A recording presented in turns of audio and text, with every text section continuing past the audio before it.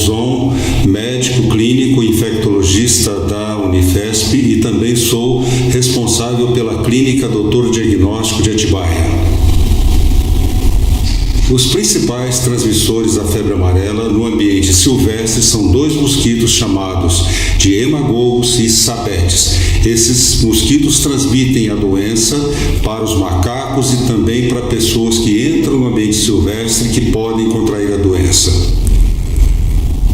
No ambiente urbano, a febre amarela é transmitida por um outro mosquito que é o mesmo mosquito que transmite a dengue, chikungunya e zika. É o Aedes aegypti, que também veio para o Brasil através dos navios negreiros que transportavam escravos. A febre amarela se manifesta através de uma febre alta que aparece repentinamente e porque as pessoas que apresentam a doença, além da febre que costuma ser elevada, também apresentam uma cor amarelada nos olhos.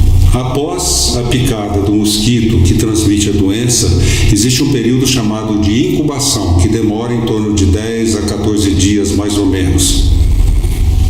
A doença febre amarela se manifesta através do aparecimento de uma febre elevada, dores pelo corpo, principalmente nas costas, e os olhos vão ficando amarelados depois de 2 ou 3 dias dos sintomas. Essa doença é uma doença grave. Entre aquelas pessoas que manifestam a forma grave da doença, a mortalidade varia em torno de 30% a 50%. Não existe tratamento específico para o vírus da febre amarela, ou seja, nós não combatemos o vírus, não existe um tratamento para o vírus. Pacientes com febre amarela devem ser tratados de uma forma intensiva. Costumam ter hemorragias, costumam ter insuficiência renal, insuficiência hepática, podem entrar em coma e esses pacientes têm que ser tratados em esquema de terapia intensiva, de conservação da vida até que o paciente se recupere. A vacinação da febre amarela é feita através de um vírus vivo atenuado. O que vem a ser o vírus vivo atenuado? O próprio vírus da febre amarela passa por culturas em ovos e depois ele vai ficando mais fraco. E na medida que ele fica mais fraco, ele pode servir para vacinação. Como é um vírus vivo, pode trazer uma série de consequências. É por isso que a febre amarela, a vacinação para a febre amarela, ela precisa ter alguns limites. Então, existem pessoas que não podem ser vacinadas. Essas pessoas são mulheres grávidas, crianças abaixo de 9 meses, mulheres que estão amamentando, crianças abaixo de 9 meses, pessoas que fazem quimioterapia ou radioterapia para câncer, pessoas que têm doenças reumatológicas, pessoas que apresentam outras doenças que deprimem a imunidade. Então é necessário que nesses casos se evite a vacinação, a não ser que seja extremamente necessário. E no caso teria que consultar o médico que acompanha, os médicos que acompanham esses pacientes. No caso de pessoas com mais de 60 ou 70 anos de idade, é necessário que procurem seu médico para saber se podem ou não tomar a vacina.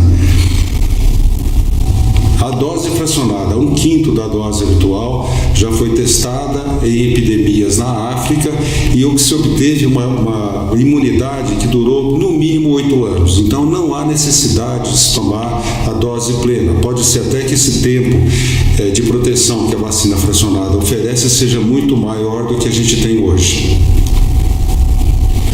Pessoas que vão fazer viagens internacionais, é necessário que procurem saber se é necessária a vacinação ou não, porque ela tem que ser feita 10 dias antes da viagem.